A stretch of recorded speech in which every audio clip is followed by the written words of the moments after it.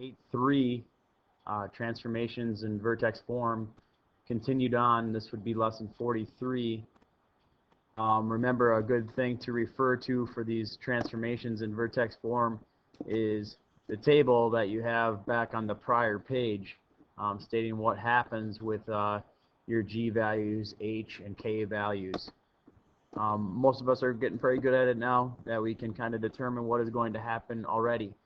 In example 2 here, you're going to describe the how is the graph going to translate, not transform, translate. How is it going to slide? So this point 4, we know that the graph is going to get wider, but we don't need to state that because it's talking about a translation. How will it translate in comparison? So we're going to use the original. This is the original that we will use, and we are going to use these 4 equations and figure out how are they going to translate in relation to f of x equals 0.4x squared. In example A, you are subtracting 1. Therefore, when you're subtracting from an x squared value, your graph will translate down, in this case, down 1 unit. In B, you add 7. When you add 7, and it is inside a set of parentheses, this will translate to the left 7 units. So left 7.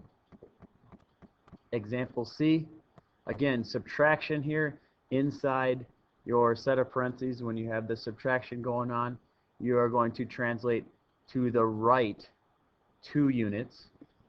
When you add 9, you're going up 9 units.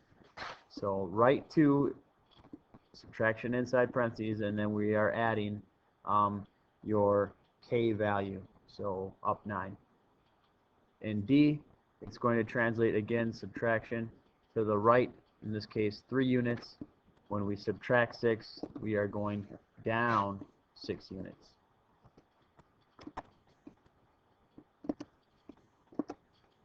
Example 3, you have the graph y equals 1/3 parentheses x plus 6 squared minus 14. Reminder, if I come back to this example up here, when you have f of x equals 0.4x squared, okay, the graph gets wider, but the vertex or your point is right at your origin. So when we have this graph here, the original graph, I know this, all this has happened, this translations and whatnot. The 1/3 is saying that the graph is getting wider. Remember, your parabola normally goes through the origin to start. After these transformations, your graph will slide. Okay, when we have adding inside your parentheses, your graph will translate 6 units to the left. So from our origin here, we have 6 units to the left. So here's where 6 is at. We've already translated 6 units to the left. We have minus 14. Therefore, you are going to move down 14 units. So over 6, down 14, and this is where our new plot should be. I'll go ahead and make a plot on our graph here. There it is. That moved from the origin over 6 down 14. Your graph still would curve up because it's positive.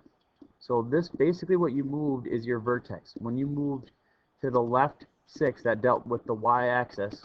Remember, a vertex is an ordered pair, so you'd wind up with -6, -14. X value moved over -6 on the x-axis, down 14 on the y-axis, so -6, -14. To find the y-intercept, remember, anytime we're finding our y-intercept, we need to get rid of the x value in the original equation. We need to substitute 0 in for x. So here's your original equation. We substitute 0. Y equals 1/3 parentheses. In place of x, we put in 0 plus 6 squared minus 14. We wind up with 1/3 inside your parentheses 6, square it, minus 14. Order of operations, take care of your exponent. 1/3 times 36, 6 squared is 36 minus 14. 1/3 times 36 would give us 12. 12 minus 14 is negative 2. Our y-intercept is negative 2. The last example for lesson 43. Again, we need to find the vertex. Remember, the vertex of an original graph would normally start at the origin. If you look at this, this is negative. Therefore, our graph would curve down going through that origin. Now, with this going on here, it's going to translate. When you add 1 inside the parentheses, remember, you move to the left 1 unit. Minus 4 is stating that we need to move down 4 units. So over 1, down 4. No longer at the origin.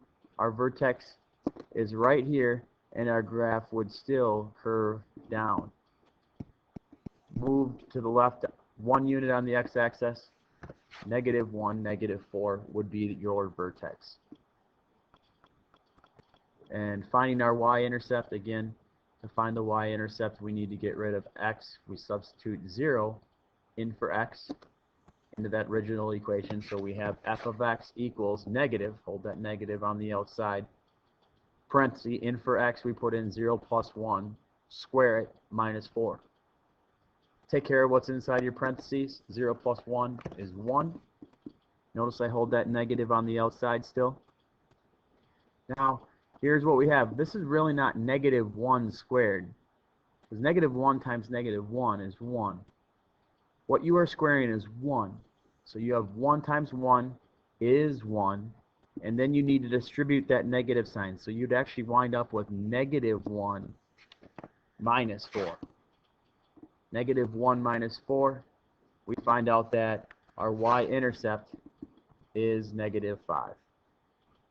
This concludes lesson 43.